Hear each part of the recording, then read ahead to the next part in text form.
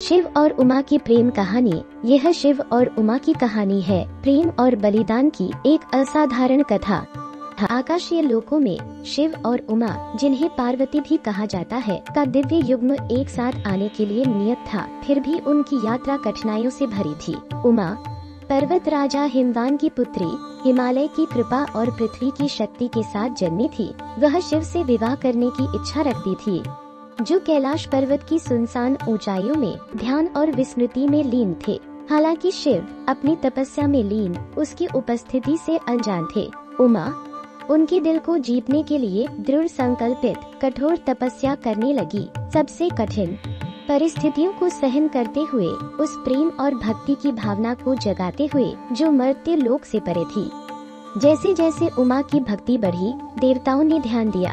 उन्हें डर था कि शिव की उदासीनता से ब्रह्मांड का विनाश हो जाएगा, क्योंकि उनके मिलन के संतुलन के बिना अराजकता का राज होगा। इसलिए उन्होंने कामदेव, प्रेम के देवता, को शिव को उसकी गहरी ध्यान से जगाने के लिए भेजा। कामदेव एक पुष्प बाण के साथ तपस्वी के पास पहुंचा। उसका उद्देश्य शिव के भीतर प्रेम की चिंगारी को जगाना था। हालांकि शिव ने विघ्न का अनुभव करते ही क्रोध में अपनी 30वीं आँख खोली, कामदेव को राख में बदल दिया। देवता निराश हो गए, लेकिन उमा की अडिग आत्मा अविचलित रही, क्योंकि वह जानती थी कि सच्चा प्रेम साधारण बाधाओं से नहीं नष्ट हो सकता।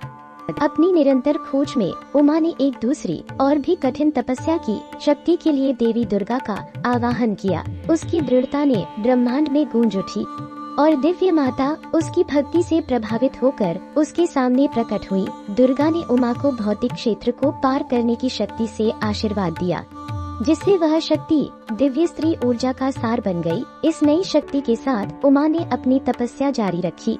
उसकी आभा हजारों सूर्यों की चमक के साथ प्रकट हो रही थी। शिव ब्रह्मांडीय संतुलन में बदलाव को महसूस करते हुए अंततः अपनी ध्यान से बाहर आए, उस अधिक प्रकाश से आकर्षित हुए जो उसे बुला रहा था। जब शिव अपने निवास से उतरे तो उन्होंने उमा को देखा, जो अपनी भक्ति और शक्ति से परिवर्तित हो गई थी। उसकी अडिग आत्मा का दृश्य उसके दिल के चारों ओर की बर्फ को पिघला दिया और उसने उसे शक्ति का अवतार, अपनी शाश्वत साथी के रूप में पहचाना। उस क्षण में ब्रह्मांड ने अपनी सांस रोकी, क्योंकि शिव और उमा का मिलन केवल एक विवाह नहीं था, बल्कि ऊर्जा के एक ब्रह्मांडीय संरेखण था। उन्होंने आकाशीय प्राणियों के बीच वचन का आदान प्रदान किया।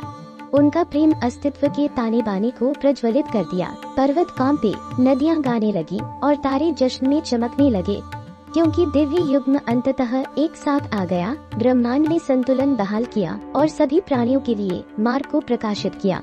देखने के लिए धन्यवाद और अधिक के लिए लाइक सब्सक्राइब करें। हमारी रामायण प्लेलिस्ट देखें।